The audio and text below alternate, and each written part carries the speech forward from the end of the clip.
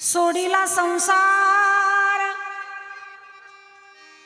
सोडिला संसार, माया तयावरी फार, धावे चाले मागे मागे,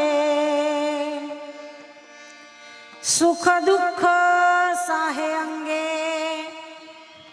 याने घ्यावे नाम, याने घ्यावे नाम, तिसी करणे त्याचे काम, धावे चाले मागे मागे, सुख दुःख साहे अंगे, तुका म्हणे भोळी, तुका म्हणे भोळी, विठ्ठल कृपेची कोवळी, धावे चाले मागे मागे, सुख दुःख साहे अंगे, विठ्ठल विठ्ठल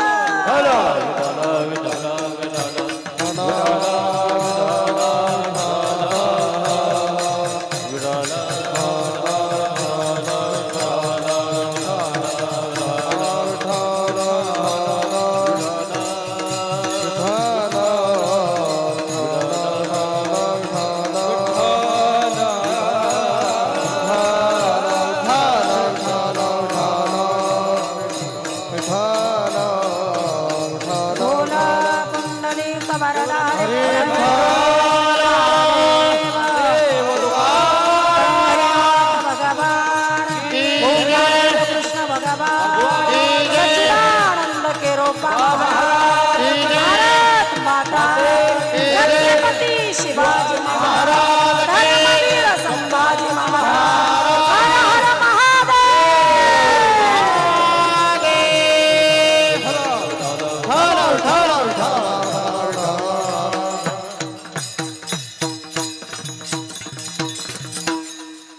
सोडिला संसार, माया तयावरी फार, धावे चाले मागे मागे, सुख दुःख साहे अंगे, पांडुरंगा करू प्रथम नमन, पांडुरंगा करू प्रथम नमन, पांडुरंगा करू प्रथम नमन, पांडुरंगा करू प्रथम नमन, दुसरा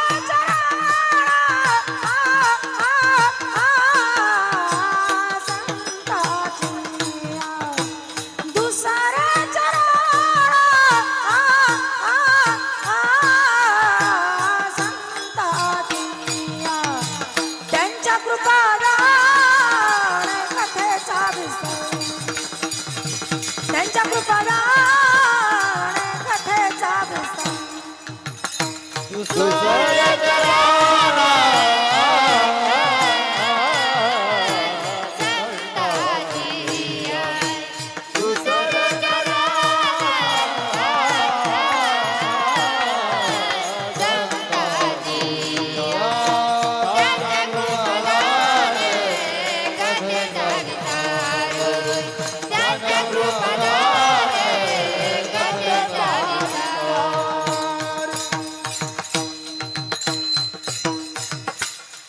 समचरण सरोजं सान्द्रनीलाम्बुदाभम्,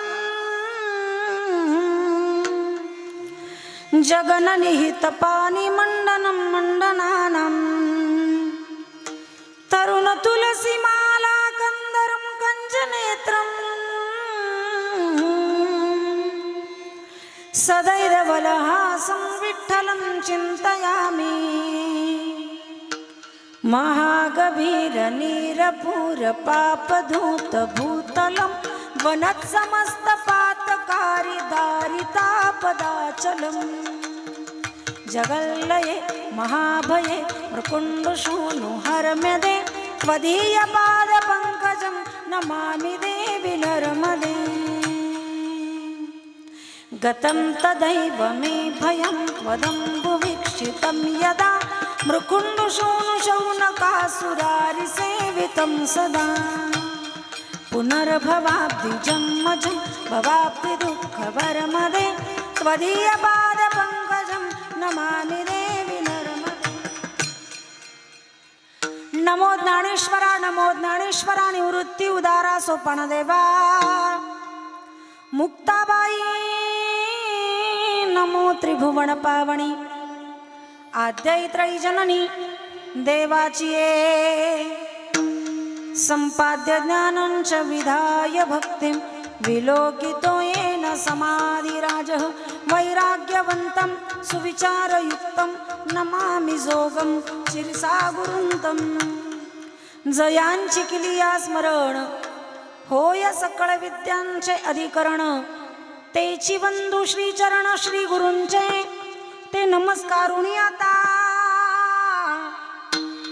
मस्तक हे पायावरी या वारकरी संतांचा वारकरी संतांचा वारकरी संतांचा मस्तक हे पायावरी वारकरी संतांचा वारकरी संतांचा वारकरी संतांचा मस्तक हे पायावरी वारकरी संतांचा वारकरी संतांचा वारकरी संतांचा मस्तक हे पायावरी वारकरी संतांचा वारकरी संतांचा वारकरी संतांचा.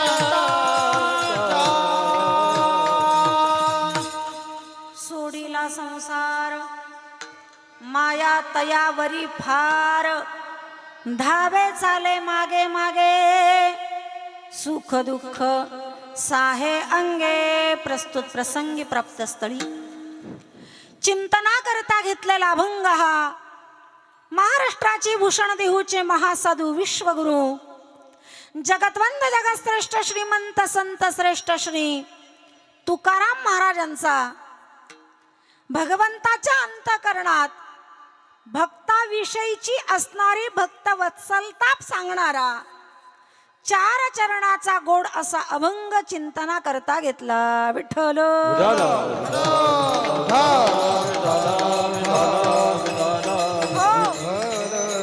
भगवंताच्या अंतःकरणात असते ती भक्तवत्सलता. भगवान हा भक्तवत्सल आहे.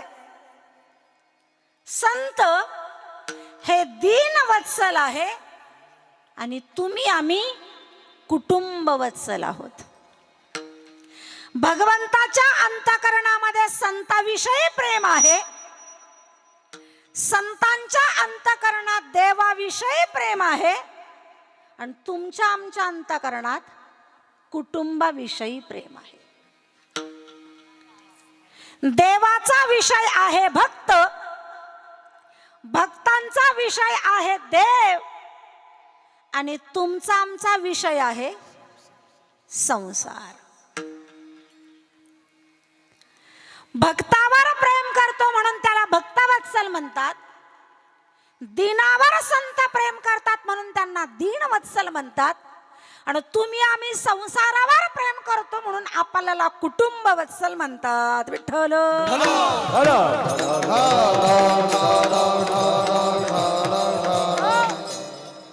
संतांचा विषय आहे देव आणि आपला विषय आहे संसार. संत देवावर प्रेम करतात आणि आपण संसारावर कुटुंबावर संसारातले विषयांवर प्रेम करतो. प्रेम करतो इथपर्यंत बरोबर आहे. संत पण प्रेम करतात आणि आपण पण प्रेम करतो. प्रेम करतो हे बरोबर आहे, पण प्रेमाचा विषय काय आहे हे जास्त महत्वाचं आहे. प्रेमाचं आलंबन काय आहे, आपल्या प्रेमाचा विषय कोणता आहे, त्याच्यावर अंतःकरणातील सुख दुःख अवलंबून आहे. बघा, आपण संसारात एखाद्या वस्तूवर प्रेम करतो, एखाद्या व्यक्तीवर प्रेम करतो, एखाद्या पदार्थावर प्रेम करतो.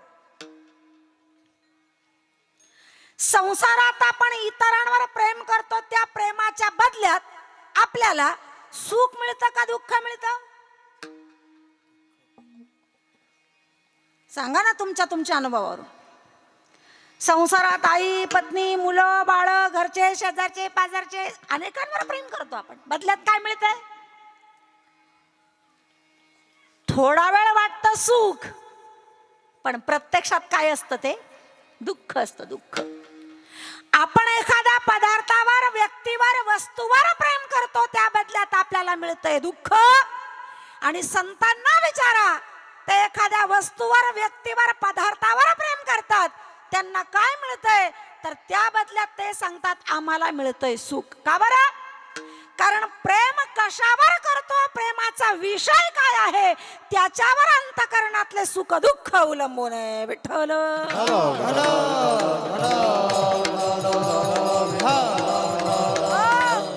प्रेमाच्या बदल्यात आपल्याला फक्त दुःख मिळतंय, कारण आपला विषय संसार आहे.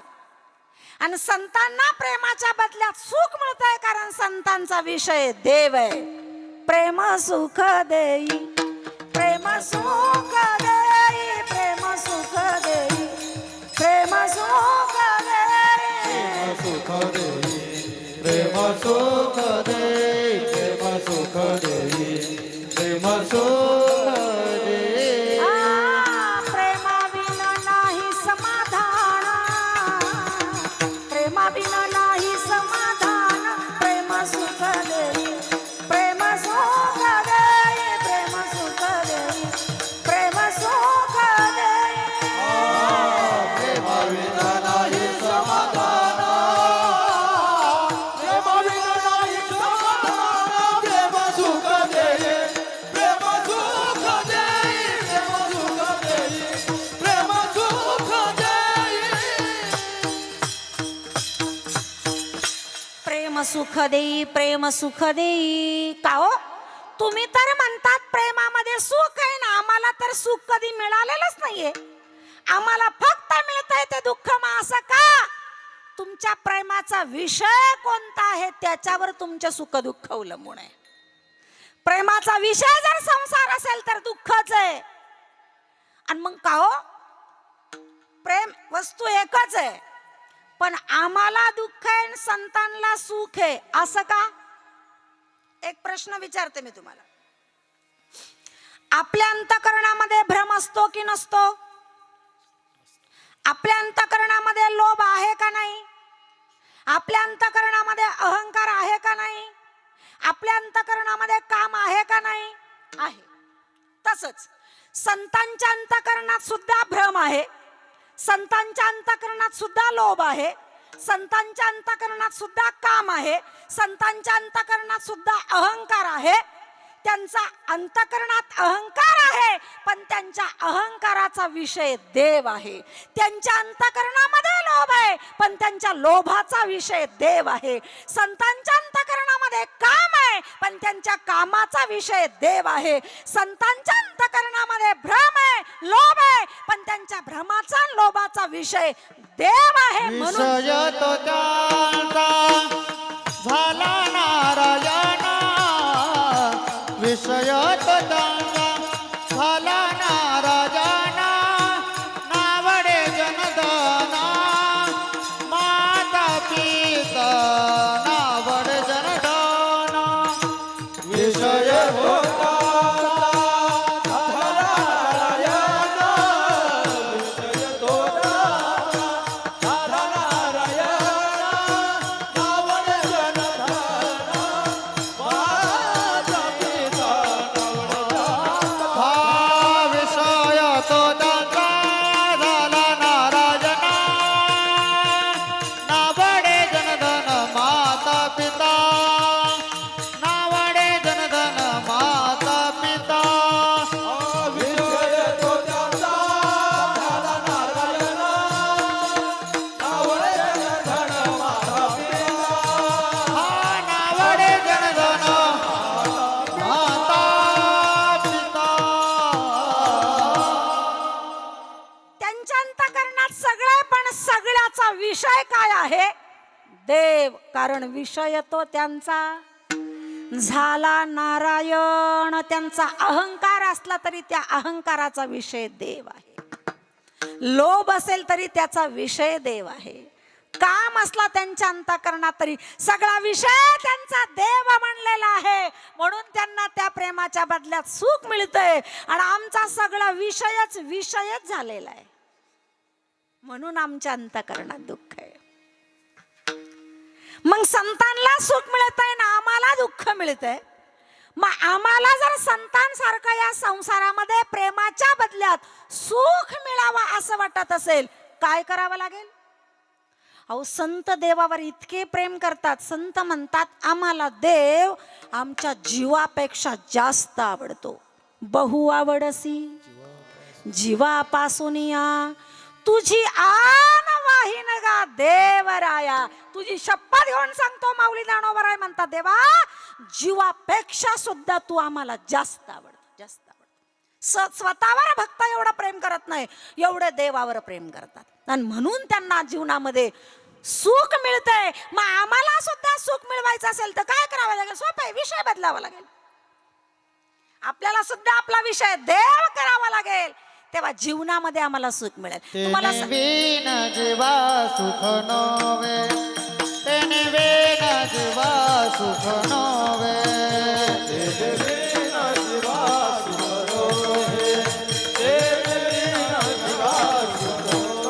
आपुला तो एका देव करून जावा, तेने बिन जीवा सुख नवे, तेने बिन जीवा सुख नवे. आपुला तो एका देव करून जावा, तेने बिन जीवा सुख नवे, तेने बिन जीवा सुख नवे. तेने विना जीवा सुख न है, कोणे विना? देवा विना. तो देव आपलासा केला तर आपलं सुद्धा दुःखाचं रूपांतर सुखात होईल. काय करावं लागेल? एकदम साध्या सोप्या भाषेत सांगते. आपल्याला प्रेमाच्या बदल्यात सुख मिळावं असं वाटत असेल तर एक साधा सोपा मंत्र पाठ करा. तो मंत्र पाठ केला की आपल्याला सुद्धा प्रेमाच्या बदल्यात सुखच मिळेल. एकच मंत्र आहे. या क्षणापासून असं ठरवायचं, या जगात माझं देवाशिवाय दुसरं कुणीच नाहीये. बस एवढा मंत्र पाठ केला का जीवनात कधीच दुःख होणार नाही. या जगात देवाशिवाय माझं कुणीच नाहीये आणि या जगात देवाशिवाय माझ्यावर कुणीही प्रेम करत नाही. एवढा मंत्र जरी आपण पाठ केला, जीवनात कधीच दुःख होणार नाही. विठ्ठल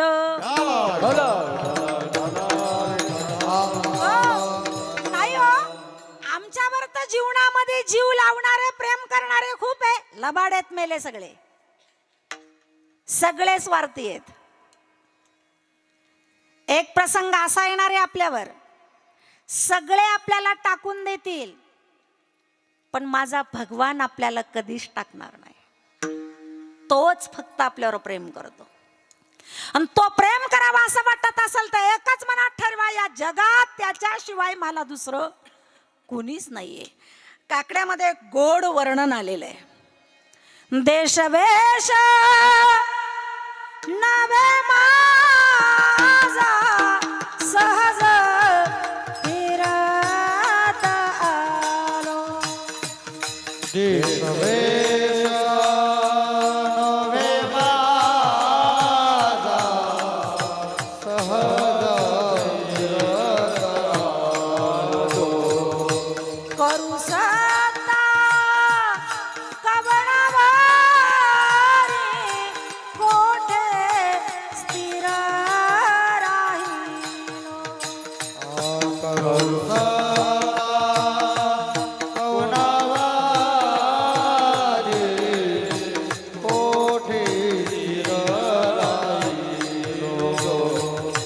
पाय डोळे म्हणता माझे तीही कैसा मोकलीलो.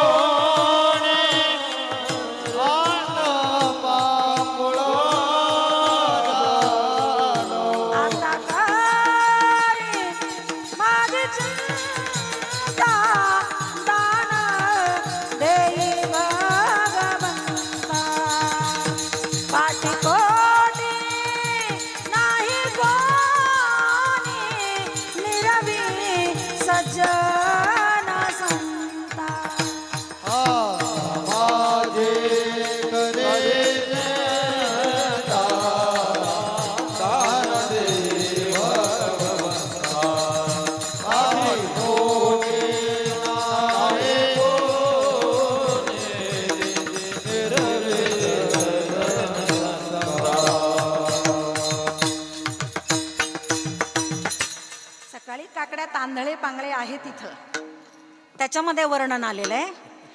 आपल्याला जीवनात सुख व्हावं असं जर वाटत असेल तर या अभंगातले प्रमाण पाठ करा, ते मंत्र पाठ करा. माझं या जगात कुणीच नाहीये. देश वेश नवे माझा, हा देश माझा नाही, हा वेश माझा नाही, सहज फिरत आलो. जोपर्यंत आयुष्य आहे तोपर्यंत आपण इथं आलेलो आहे. करू सत्ता कवनावरे, कोठे स्थिर राहिलो. या जगात जर माझं कुणीच नाही तर मी सत्ता कुणावर गाजू? पत्नी माझी नाही, पती माझा नाही, मुलं माझे नाही, माझं कुणीच नाही, कुणावर माझी सत्ता गाजू? एवढंच नाही, पत्नी मुलं बाळ तर जाऊ द्या, पाय डोळे नाही माझे, तीही कैसा मोकलीलो. डोळे, पाय, इंद्रिय, अवयव सुद्धा माझे नाही असं कसं काय म्हणतात? आपण सहज बोलता बोलता म्हणतो माझे डोळे. माझ्या डोळ्याने पाहिलं मी, माझ्या डोळ्यात देखील घडलं. म्हणताना काय म्हणतो? माझे डोळे. नाही, तुझे आहे पण तू कष्टाने नाही कमावलेले. तुला ते डोळे दिले इंद्रिय, हात, पाय, कान, दिले शब्दाखाली अंडरलाईन करा. आपण स्वकष्टाने नाही मिळवले, त्यांना दिले तर तो घेईल सुद्धा परत. आणि दिले तर त्यानं बोगस असं तसं काही पाहिला नाही दिले. हो, माझे डोळे 75,000चा आयफोन आहे, मी काही पण पाहिल. फोन तुझा आहे पण डोळे तुझे नाहीये. ते तुला फोन बघण्याकरता नाही दिलेले. डोळे तुम्ही घ्या रे सुख, पहा विठोबाचे मुख. आजपर्यंत मी माझ्या डोळ्यांना, पायांना, इंद्रियांना माझं म्हणलं, पण ते सुद्धा कोणत्याही क्षणाला मला सोडून जातील. परदेशी नाही कोणी पांगुळ झालो. मी या परदेशात आलेलो आहे. आपल्याकरता हा परकाच देश आहे, कारण मूळ राहण्याचं ठिकाण भगवंताच्या जवळून आपण इथं आलेलो आहे. त्याच्यामुळे इथं माझं कुणीच नाही. म्हणून आता माझी करी चिंता, दान देई भगवंता. पाटीपोटी नाही कोणी, निरवी सज्जन संता. जीवनात आपल्याला सुख व्हावं असं वाटत असेल तर या जगामध्ये माझं कुणीच नाहीये, देवाशिवाय माझं कुणीच नाही, हा मंत्र पाठ केला तर जीवनात कधीच दुःख होणार नाही. विठ्ठल.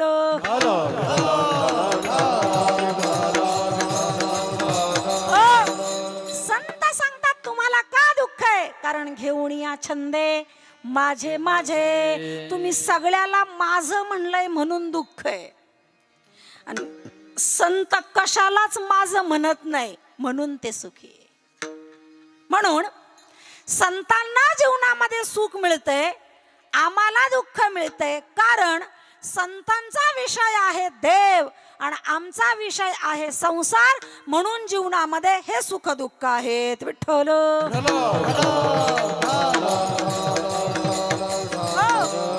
संतांना देव आवडतो, आम्हाला संसार आवडतो, पण देवाला मात्र फक्त भक्तच आवडतात, संत आवडतात. जसं संत म्हणतात ना, देवा तू जीवापेक्षा आम्हाला आवडतो, तसं भगवान सुद्धा म्हणतो मला माझ्या जीवा भावापेक्षा कोण आवडतात? माझे भक्त आवडतात. माझे भक्त. भागवतात वर्णन आलेलं आहे. न मे तथा प्रियतम न आत्मयोनिर्न शंकरः न च संकर्षणो न श्रीर नैवात्मा च तथा भवान. भगवान सांगतात न मे तथा प्रियतम, माझ्या जीवाभावाचा प्रियतम असणारा ब्रह्मदेव मला आवडत नाही. न आत्मयोनिर्न शंकरः, माझ्या स्वतःचा आत्मा जो शंकर आहे तो पण मला आवडत नाही. न च संकर्षणो, संकर्षण म्हणजे संकर्षण म्हणजे बळीराम, म्हणजे त्याचा भाऊ. भगवान सांगतात मला तो पण आवडत नाही. न श्रीर, श्री म्हणजे दोन अर्थ आहे, श्री म्हणजे संपत्ती, श्री म्हणजे लक्ष्मी. ते पण मला आवडत नाही. एवढंच काय, नैवात्माच्या यथा भवाड, माझ्या स्वतःचा आत्मा सुद्धा मला आवडत नाही. आवडते मज निरुते, जे भक्त चरित्राते प्रशंसती. भगवान म्हणतात माझ्या जीवापेक्षा, प्राणापेक्षा मला जास्त भक्त आवडतात, खूप भक्त आवडतात. कळलं देवा तुम्हाला भक्त आवडतात, भक्त आवडतात, पण नेमके कोणते भक्त आवडतात? त्या भक्तांविषयी तरी आम्हाला सांगा. भक्तांच्या आम्ही भगवद्गीतेमध्ये 4 प्रकार ऐकतोय. कोणते कोणते? आर्त, अर्थार्थी, जिज्ञासू आणि ज्ञानी. या 4 भक्तांपैकी तुम्हाला कोणता भक्त आवडतो? तुकोबरायांनी उत्तर दिलं, देवाला कोणत्या भक्त आवडतात? अभंगाचं पहिलं चरण. सोडिला संसार, सोडिला संसार, सोडिला संसार, सोडिला संसार, सोडिला संसार, सोडिला संसार, सोडिला संसार, सोडिला सोडिला संसार, सोडिला संसार, सोडिला संसार,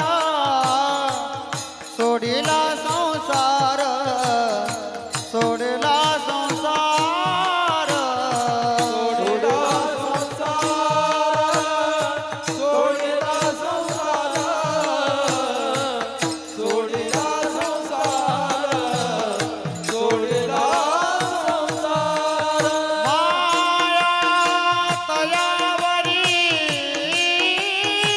फार, माया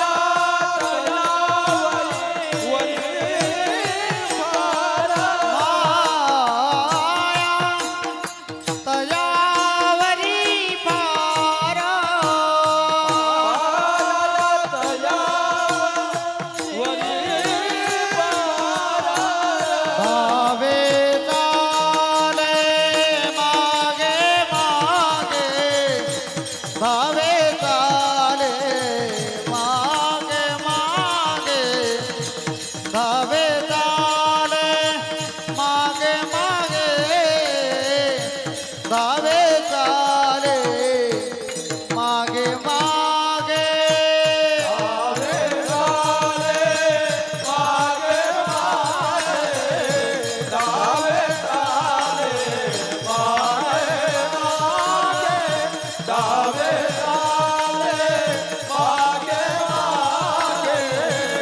मागे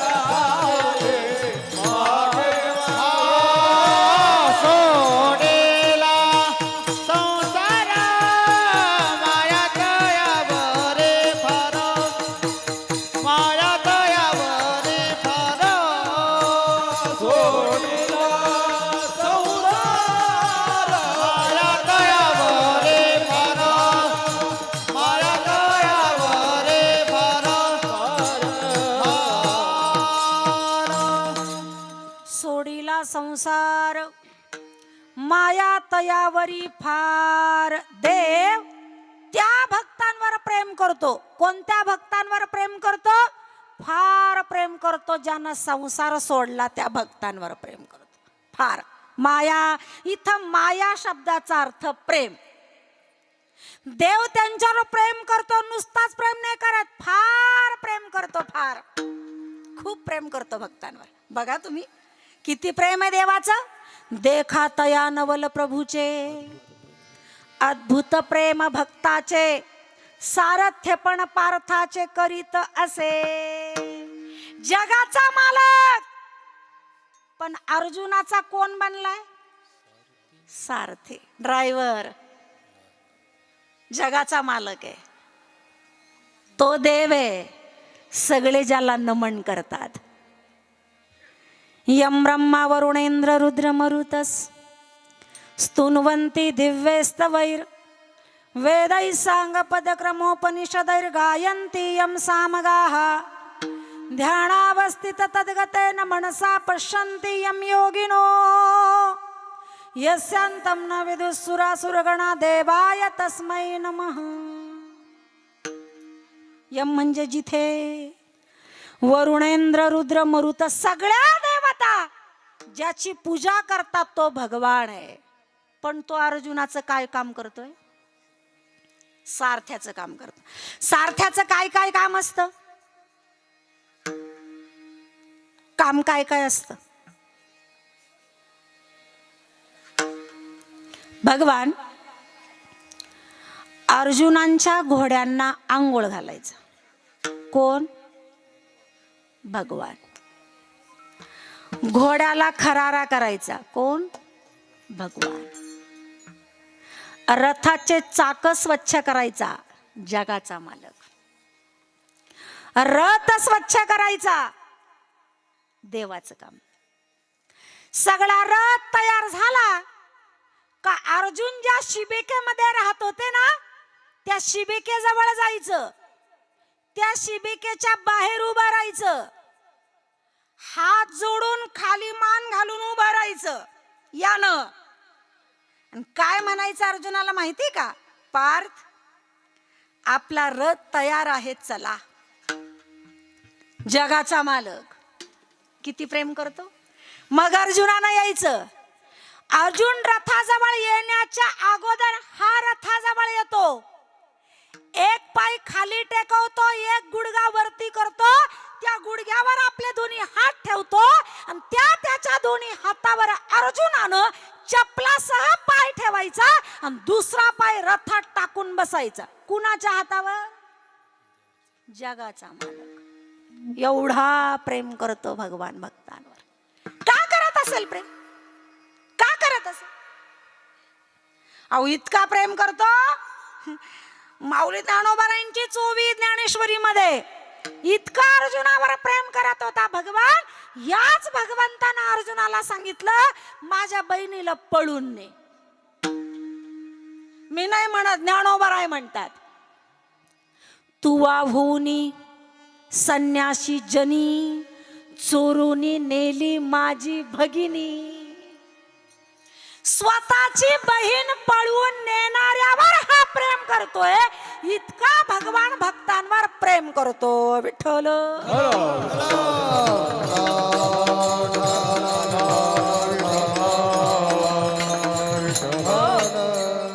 का प्रेम करत असेल भगवान? त्याला जगामध्ये दुसरा प्रेम करायला कोणी भेटलं नाही का? आपल्या घरामध्ये देवघर आहे आणि देवघरामध्ये देवाच्या मूर्ती आहे. आपण देवाची पूजा करतो. भगवान सुद्धा सकाळी देवपूजा झाल्याशिवाय बाहेर नाही येत. म्हणजे त्याच्या घरी पण देवघर आहे का मग? आणि त्याच्या घरात कोणाच्या मूर्त्या आहे? देवघरात. त्याच्या देवघरात देवाच्या मूर्त्या नाहीये, त्याच्या देवघरात भक्तांच्या मूर्त्या आहे. उद्धवजी, नारदजी, हनुमानजी, शुक संकादिक या संतांच्या मूर्त्या आहे. त्यांचं पूजन करतो, त्यांची सेवा करतो, त्यांची भक्ती करतो. भगवान एवढा भक्तांवर प्रेम करतो. विठ्ठल विठ्ठल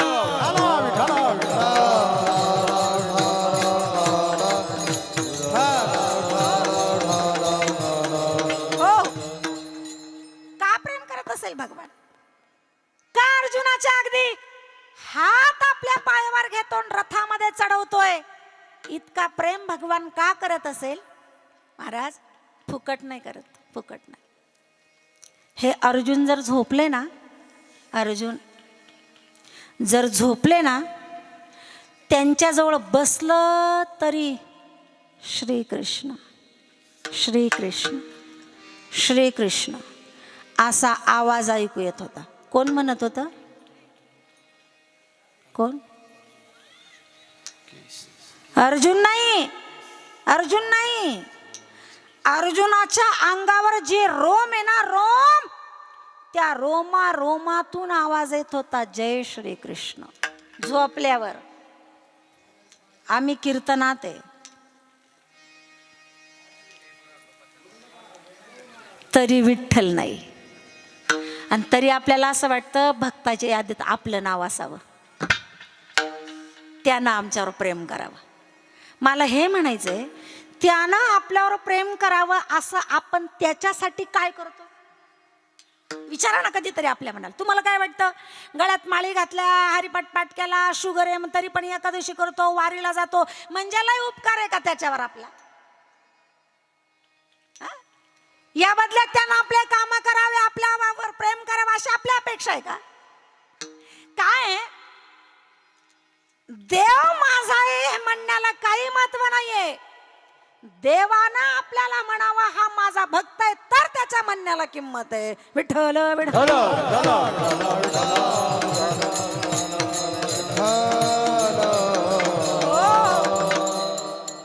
भगवान भक्तांवर प्रेम करतो. कोणत्या कोणत्या भक्तांवर? सोडीला संसार माया तयावरी फार. त्या भक्तांवर प्रेम करतो ज्या भक्तांनी संसार सोडला.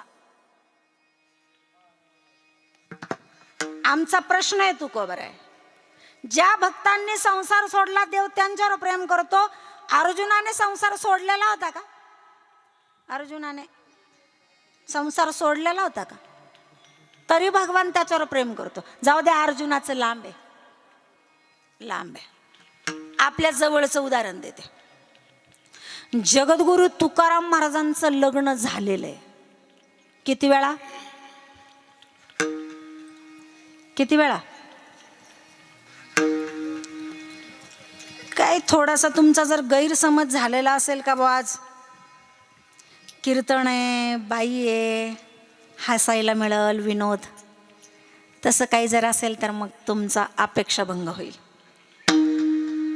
मला त्या विषयाकडे काही वळता येत नाही. त्यामुळे आता बसलेचे तुम्ही तर करा थोडंसं सहन. काट्यावर काटा गेल्यावर सोडील मी तुम्हाला. इथून पुढं कदाचित होतील तुमच्या त्या अपेक्षा पूर्ण, पण माझ्याकडनं त्या शक्य नाही. ऐका, इच्छा असो नाही तर नसो. भाऊ चप्पल काढ ना, तमाशात आहे का तू? तूच टोपीवाला. कीर्तनात आहे माहिती ना तुला. चपला असतील त्यांच्या त्यांच्या पायात काढा.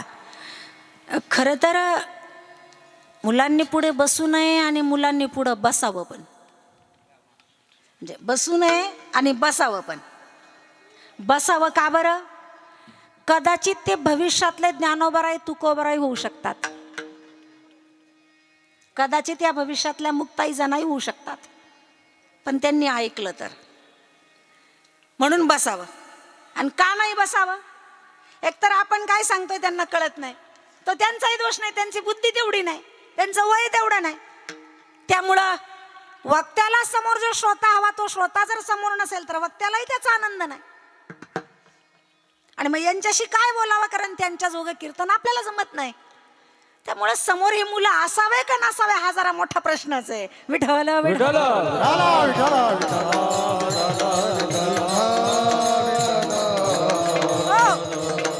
असू द्या, बसले तर बसू द्या, फक्त त्यांनी बडबड नाही करावी एवढीच त्यांच्याकडून अपेक्षा आहे.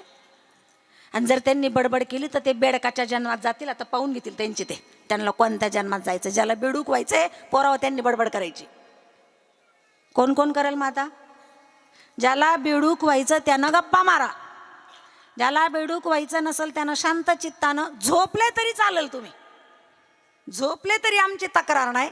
आणि बेडूक व्हायचं असेल तर बिनधास्त बोला, आमची काहीच तक्रार नाही. विठ्ठल विठ्ठल.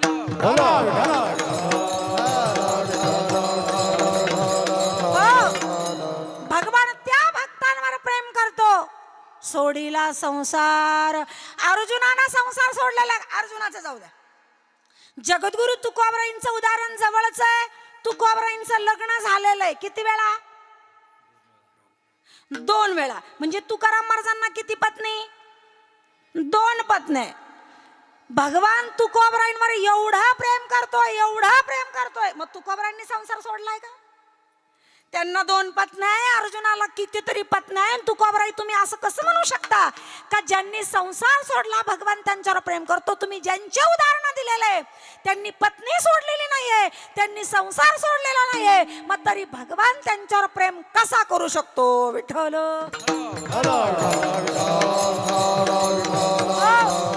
तर इथं लिहिलेलं आहे, सोडिला संसार. तो संसार शब्द वाचला, पाहिला, डोळ्यासमोर आला की संसार म्हणल्यावर आपल्या डोळ्यासमोर कोणता संसार येतो? पत्नी, पती, घरदार, मुलं बाळ, भांडे कुंडे, हा संसार आपल्या डोळ्यासमोर येतो. येऊ नये असं बी नाही, त्याचंही नाव संसारच आहे.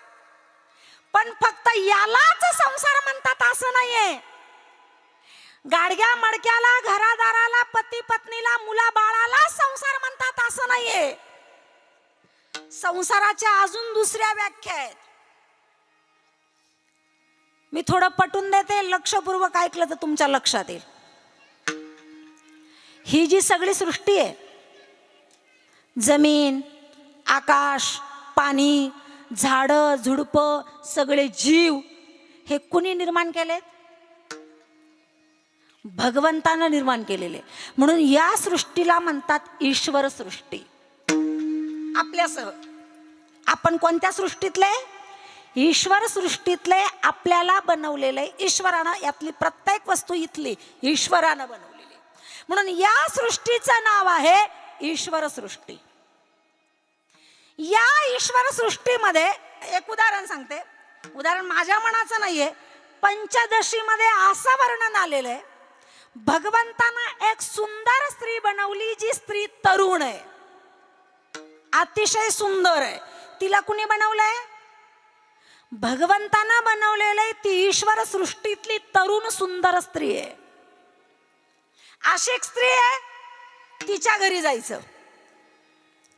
तिच्या कुटुंबात काही माणसं आहेत. एक वयोवृद्ध आई आहे, बाबा आहे, आणि त्यांना जाऊन विचारायचं, का तुमच्या घरामध्ये ही सुंदर आहे, तरुण आहे, ही स्त्री आहे, ही तुमची कोण आहे? ते सांगतील ती आमची सूनबाई आहे.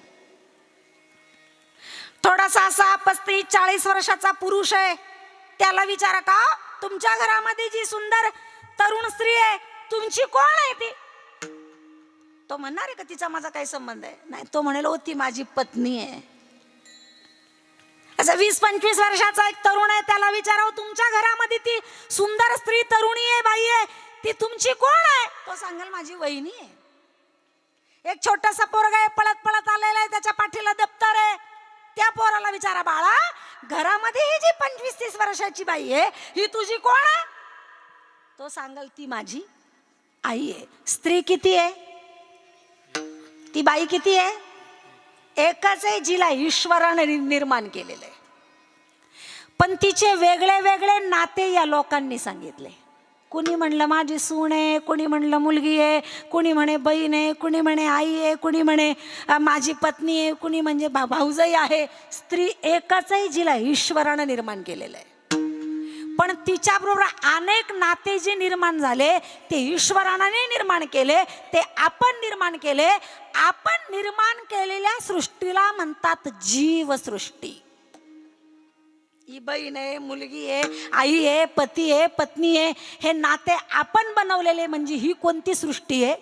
जीवसृष्टी आहे. आणि इथं बसलेले सगळे माणसं ईश्वर सृष्टीतले, पण त्यांनी निर्माण केलेले नाते जीवसृष्टीतले.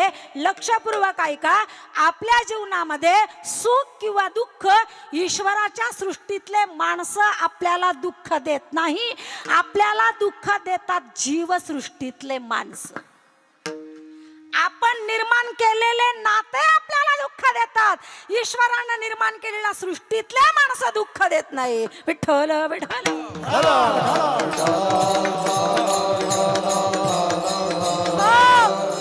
आपण निर्माण केलेले नाते हा सुद्धा एक संसारच आहे. आणि तुकोबराय सांगतात, भगवान त्या भक्तांवर प्रेम करतो ज्यांनी संसार सोडला. बाहेरचा संसार नाही. घरदार वा अंगात भगवे कपडे घाला, वा संन्याशीन लावा, अंगाला राखण करा, तपश्चर्या द्या घरदार सोडून. तसा नाही संसार सोडायचा. तो सोडायचा ठरला तरी सोडता येत नाही, कारण तो प्रारब्धावर अवलंबून आहे. प्रारब्धानं जेव्हा सोडायला सांगितलं तेव्हा सोडता येतो, अन्यथा हा संसार आपण ठरवून सुद्धा आपल्याला सोडता येत नाही. विठ्ठल.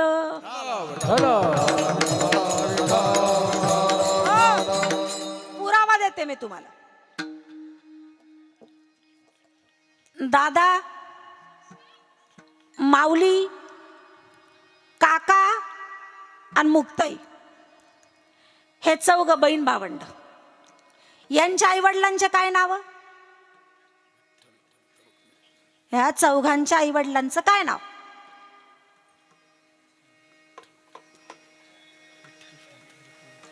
विठ्ठलपंत आणि रुक्मिणी आई वडिलांचे. विठ्ठलपंतांचा आणि रुक्मिणी आई साहेबांचा विवाह झाला. विवाह झाला आणि कोण जाणे लग्न झाल्यावर विठ्ठलपंतांना वैराग्य निर्माण झालं. संसार नको वाटू लागला, निघून जावं वाटलं या संसारातून, पण जाता येईना.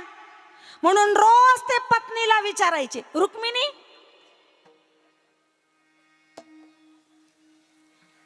माझं मन नाही लागत या संसारामध्ये, मी संन्यास घेऊ का? आता कोणती बायको म्हणेल घ्या, कश काय परवानगी देईल ती? ती परवानगी देत नाही, यांचा रोजचा प्रश्न तोच. रुक्मिणी माझं मन नाही लागत, मी संन्यास घेऊ का ग? रोज रोज तेच तेच तेच तेच तेच तेच ऐकून तिला कंटाळा नाही. एक दिवस ती रागाबाई ताकात म्हणली, हा जा घ्या, निघा एकदाचे. तीच परवानगी मांडली, विठ्ठलपंत निघून गेले. नुकतंच लग्न झालेलं आहे, अजून संतती नाहीये, 4 मुलं जन्माला आलेले नाहीये, निघून गेले विठ्ठलपंत. आनंद झाला, विचार केला आता संसार सोडला ना, मग आता संसार सोडला तर संसारातलं नाव तरी कशाला ठेवायचं या देहाला? नाव पण बदलून घेता, स्वतःचं नाव ठेवलं चैतन्य. तीर्थयात्रा करत करत काशीमध्ये गेले आणि एका आश्रमात राहू लागले साधूच्या. चैतन्य प्रामाणिक आहे, चांगल्या आश्रमाची सेवा करतो. पाहिल्यावर स्वामीजींनी त्याच्या भरोशावर आश्रम ठेवला आणि स्वामीजी पायी पायी तीर्थयात्रा करायला निघाले. तीर्थयात्रा करत करत ते स्वामीजी आळंदीला आले. त्यावेळेला आळंदीला फक्त सिद्धेश्वराचं मंदिर आहे, माऊली ज्ञानोबारायांचं नाही, कारण अजून अवतारच झालेला नव्हता माऊलींचा. फक्त सिद्धेश्वराचं मंदिर आहे. आणि त्या काळामध्ये जुनी पद्धत होती, गावातल्या महिला सकाळी उठल्या, झाडलोट झाली, पाण्याचा हंडा उचलायचा, नदीवर जायचं, स्नान करायचं, ओल्या वस्त्रांशी हंडा भरायचा, गावातल्या देवत्याला त्या पाण्यानं अभिषेक करायचा, पुन्हा नदीवर जायचं, हंडा भरायचा आणि मग घरी जायचं. इंद्रायणीमध्ये पण तीच पद्धत होती. सगळ्या महिला इंद्रायणीवर यायच्या. रुक्मिणी आई साहेब पण आल्या, स्नान केलं, वल्ल्या वस्त्रांशी हंडा भरला, सिद्धेश्वराच्या मंदिरात गेल्या, सिद्धेश्वराला जल वाहिलं, प्रदक्षिणा मारली.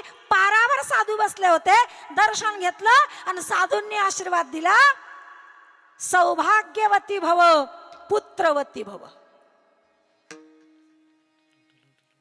आईसाहेबांनी दर्शन घेतलं आणि बाजूला उभ्या राहिल्या. म्हणले, स्वामीजी तुम्ही मला आशीर्वाद दिला? हो बाळा, पण तुमचा यातला आशीर्वाद, एक आशीर्वाद खरा आहे, पण दुसरा आशीर्वाद तुम्ही मला या जन्मात दिला का पुढच्या जन्मासाठी दिला? म्हणजे सौभाग्यवती मी आहे हे बरोबर आहे, पण पुत्रवती पुढच्या जन्मा करताय का? ते म्हणे नाही, या जन्मात आशीर्वाद दिला म्हणजे या जन्मात पुत्रवती होणार. कसं शक्य? म्हणे का शक्य नाही? तू जर सौभाग्यवती तर मग पुत्रवती शक्य का नाही? स्वामीजी सौभाग्यवती आहे मी, पण पुत्रवती होण्याकरता पती संसारात पाहिजे ना सोबत, तर पुत्रवती होईल ना. म्हणजे मग तिनं सगळा घडलेला इतिहास सांगितला. माझे पती संसारात सोबत नाही, संन्यास घेऊन निघून गेलेले, कुठं गेले मला माहित नाही. मग काय नाव आहे, कसे दिसतात, असे सगळे चिन्ह तिनं स्वामीजींना सांगितले. ते चिन्ह ऐकता ऐकता स्वामीजींनी विचार केला, अशा लक्षणाचा शिष्य चैतन्य तर आपल्या आश्रमात आहे, तो तर नाही विठ्ठलपंत. पण तपास केल्याशिवाय या माऊलीला शब्द कसा द्यावा? पण त्यांनी सांगितलं, बाई मी पुत्रवती म्हणलोय ना, तू पुत्रवती होणार, ह्याच जन्मात होणार आणि पती घरी परत येणार. आनंद वाटला तिला. सगळी तीर्थयात्रा संपून स्वामीजी परत आपल्या काशीला आश्रमात गेले. चैतन्य गाईला घास टाकत होते. मागून निरीक्षण केलं, वर्णन तंतोतंत तेच आहे त्या बाईनं सांगितलेलं. हसत नाही, ते नादात आहे. आणि स्वामीजींनी आवाज दिला, विठ्ठल पंत. आवाज ऐकलं लगेच वळून पाहिलं माग वळून पाहिल्यावर लक्षात आलं, अरे आपण तर नाव बदललं. परत गाईकडे तोंड केलं, विठ्ठल पंत तूच विठ्ठल पंत आहे. खोटं बोलून चैतन्य नाव धारण करून आलेला. अरे संसार सोडून पत्नी तुझी डोळ्याच्या वाती करून तुझी वाट पाहते. सगळं कबूल केलं. मग हो, मीच विठ्ठल पंत आहे. संसारात मन लागत नाही. संसार सोडला मी तिच्या परवानगीने आणि निघून आलो. जा, माझी आज्ञा आहे, परत संसारात जा. नका पाठवू गुरुजी मला, जा. विठ्ठल पंत परत संसारात आले. आता माझा प्रश्न आहे तुम्हाला, विठ्ठल पंतांनी त्यांच्या मनाने प्रपंच सोडला होता का नव्हता? सोडला होता का नव्हता? होता. पण प्रारब्धाने त्यांना पुन्हा संसारात आणून उभं केलं. हा बाहेरचा संसार आपल्या मनानं सोडता येत नाही. सोडीला संसार, हा संसार नाही सोडायचा. हा संसार सोडणाऱ्यावर देव प्रेम करतो असं नाही म्हणत तुकोबर आहे. मग कोणता संसार? जी जीवसृष्टी आहे, नाते गोते, पत्नी आहे, पती आहे, मुलं आहे, मुलगी आहे, भाऊ आहे, बहीण आहे, ही जी जीवसृष्टी आपण निर्माण केली अंतःकरणामध्ये, ही सृष्टी, हा अंतःकरणातला संसार ज्यानं सोडला, भगवान त्याच्यावर प्रेम करतो. विठ्ठल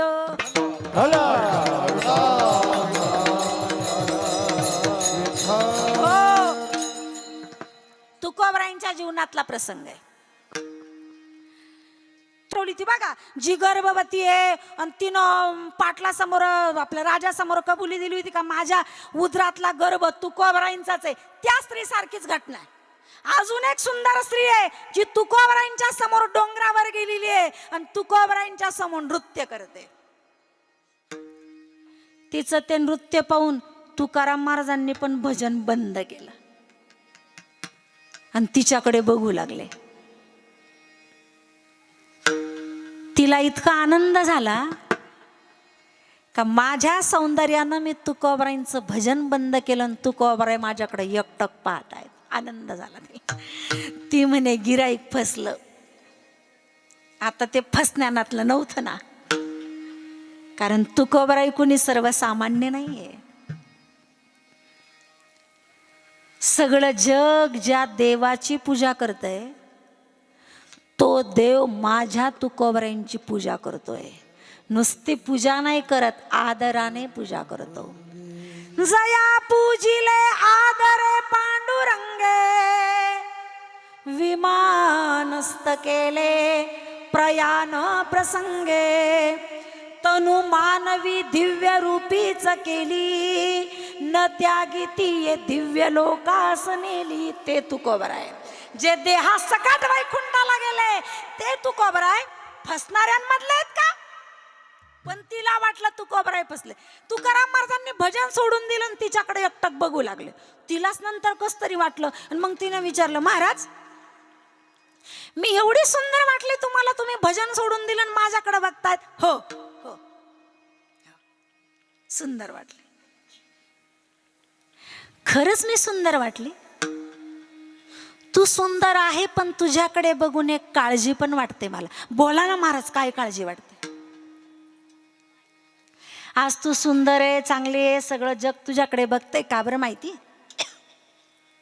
तू तरुण आहे, सौंदर्य आहे, म्हणून सगळं जग तुझ्याकडे बघतंय. पण तुला एक चित्र दाखवू मी. तुकाराम महाराजांनी आपल्या साधनेच्या बळावर त्या स्त्रीला 65 वर्षाच्या वयात नेलं. तिला वृद्ध बनवलं. वृद्ध बनवलं तिला सांगितलं आता स्वतःकडे बघ. वृद्ध झालेलं तिनं स्वतःकडे बघितलं. मग तुकोबरायांनी तिला विचारलं, मला सांग, जेव्हा तू या अवस्थेमध्ये येशील तेव्हा तुझ्याकडे कोणी बघेल का? डोळ्यात पाणी आलं माऊल्यांना तिच्या. तुकोबराने तिला सांगितलं, रडू नको, रडू नको. तू या वयात आली ना, जगातलं कुणीही तुझ्याकडे बघणार नाही, पण माझा परमात्मा तुला कधीच टाकणार नाही. तोच फक्त तुला जवळ करेल. महाराज तिच्या अंतःकरणातला सगळा भ्रम निघून गेला. पुन्हा तरुण झाली ती आणि तुकोबराईंना शरण गेली. मला सांगा, जे तुकोबराय 2 पत्नी आहे, सुंदर स्त्री डोळ्यासमोर उभी आहे, त्यांच्या अंतःकरणातला स्त्री पुरुषाचा भेद हा संसार ज्यांच्या अंतःकरणातून निघून गेलाय, भगवान अशा भक्तांवर प्रेम करतो. विठ्ठल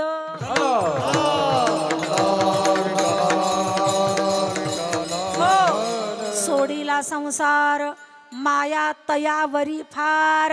ज्याच्या अंतःकरणातून संसारावरची माया, संसाराबद्दलचं प्रेम, अंतःकरणातली आसक्ती ज्याच्या अंतःकरणातून निघून गेलीये, भगवान त्या भक्तांवर प्रेम करतो.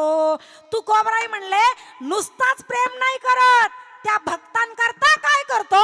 अभंगाचं दुसरं चरण. धावे चाले मागे मागे, धावे चाले मागे मागे,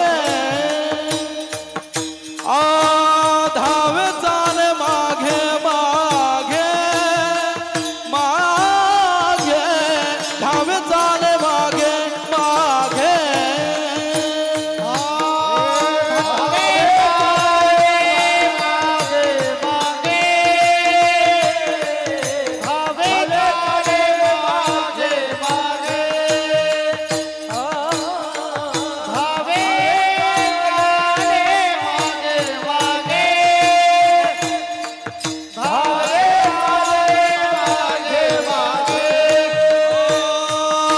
सुख दुःख साहे अंगे, सुख दुःख साहे अंगे राम. धावे चाले मागे मागे,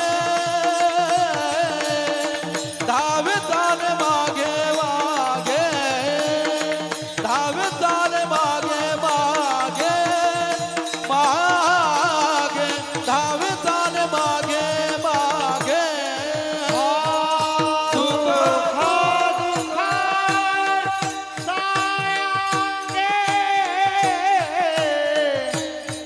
सुख दुःख साये अंगे,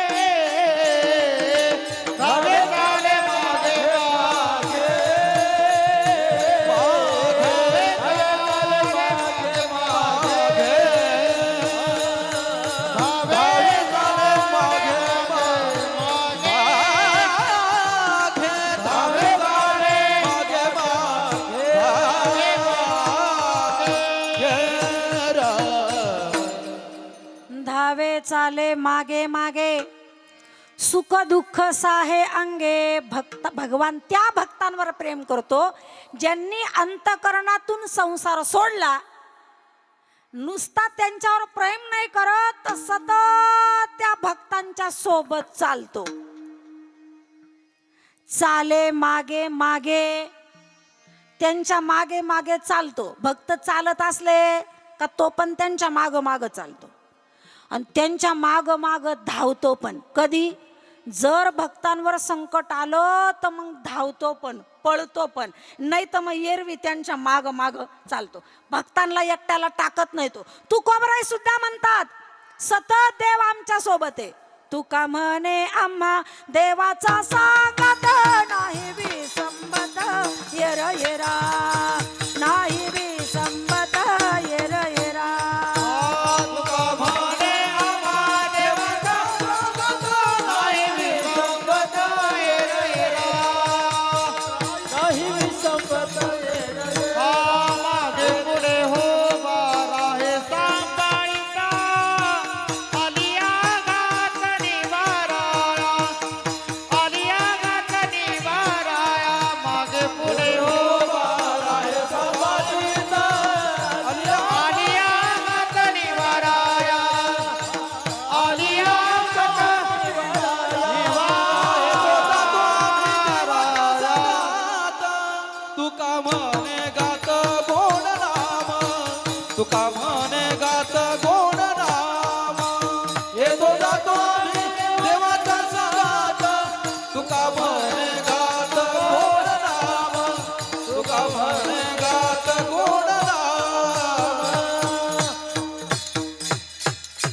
तुका म्हणे आम्हा देवाचा सांगात नाही विसंबत येर येरा मागे पुढे उभा राहे सांभाळीत आलिया आघात निवाराया. तुका येतो जातो आम्ही देवाच्या सांगाती तुका म्हणे गात देव नाम. सतत देव आमच्या सोबत आहे. देव म्हणतो मी पण सतत भक्तांच्या सोबत आहे. काय करतो? त्यांच्या मागे मागे चालतो. प्रसंग आलेला आहे. पूजाताई, मी थोडं आपल्याकडचं उदाहरण देणार आहे. हा, राग नका मानू. सूरदास प्रभू आहेत. स्वतःच्याच हाताने दाभण घेतलेले आणि डोळे फोडून घेतलेले कथा भाग तुम्हाला माहित आहे. आणि वृंदावनला बाके बिहारीच्या दर्शनाला पायी पायी सूरदास महाराज निघाले. दृष्टी नाहीये, अंध आहेत. पूर्वी पायीच प्रवास होता. जंगलातून अरण्यातून सूरदास प्रभू चाललेत. एक रस्ता असा लागला, 4 दिवस झाले जंगल संपत नव्हतं. इतकं घनदाट जंगल आहे का जिथं पक्ष्यांशिवाय दुसरा कुणाचाच आवाज नाही. एवढं घनदाट. आणि मुखानं नामचिंतन झालं. जय श्री कृष्ण, जय श्री कृष्ण, जय श्री कृष्ण. दृष्टी नाहीये, आंधळ आहेत. पाय नेतील तिकडं सूरदास प्रभू चाललेत. देव सतत भक्तांच्या मागे राहतो. चालता चालता काही अंतरावर पुढे एक दरी आली आणि सूरदास प्रभू स्पीडने चालतायत. वृंदावनला जायचंय, बाकी एवढा मोठा अंतर कापायचंय, हळूहळू चालून कसा जमाल, स्पीडने चालतायत. पुढे एक दरी लागलेली आहे आणि त्या दरीकडे सूरदास प्रभू निघालेले आहेत. देव भक्तांपासून दूर नसतोच, त्यांच्या मागे मागे असतो. काही अंतरावर दरी आहे, सावध नाही केलं तर सूरदास प्रभू त्या दरीत पडतील. म्हणून भगवंतानं 7-8 वर्षाच्या मुलाचं रूप घेतलं आणि पाठीमागून आवाज आला पळत पळत, ओ बाबा, ओ बाबा, थांबा तिथंच, जाऊ नका पुढे, दरी खोल. जर तुम्ही पुढे गेले त्या दरीमध्ये तुम्ही कोसळाल, जाऊ नका. सूरदास प्रभूंनी त्याचा आवाज ऐकला.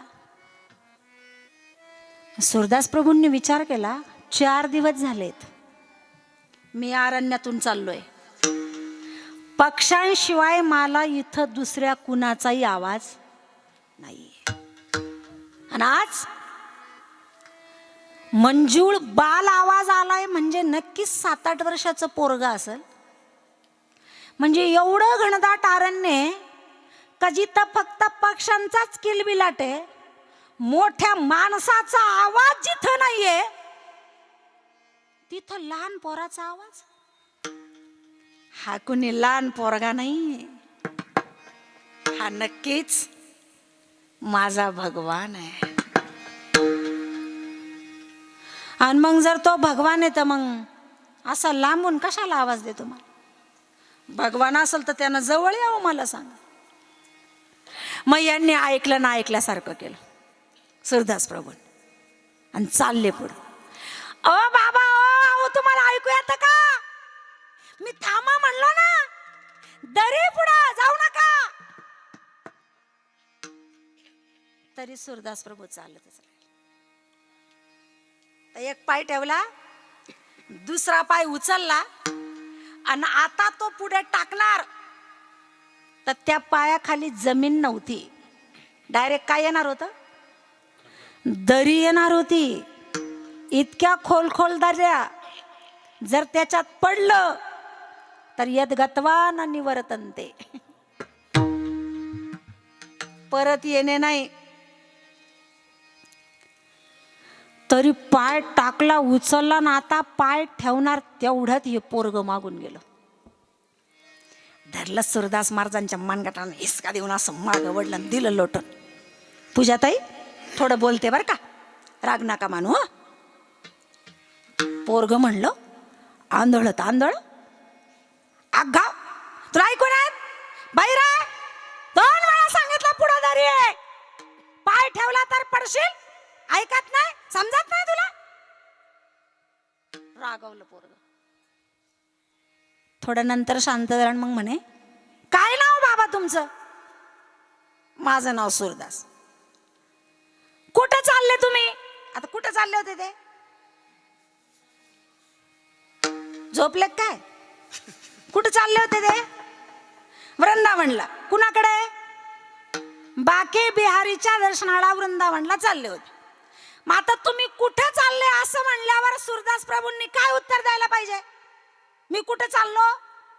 मी वृंदावनला चाललो असं उत्तर पाहिजे का नाही? यानं विचारलं, कुठे चालले तुम्ही? मला वृंदावनला जायचं होतं म्हणजे आता मी रद्द केलं, आता नाही जायचं मला. म्हणजे तुम्हाला वृंदावनला जायचंय कळलंय मला. त्यानं हात धरला त्याचा, त्या लहान मुलाने सूरदास प्रभूंचा हात धरला. चला मी तुम्हाला रस्ता दाखवतो. जगामध्ये रस्ता दाखवणारे फक्त 2च आहेत, एक देव आणि एक संत. हेच फक्त रस्ता दाखवतात, वाट दाखवतात, बाकीचे सगळे वाट्याला लावतात. विठ्ठल विठ्ठल.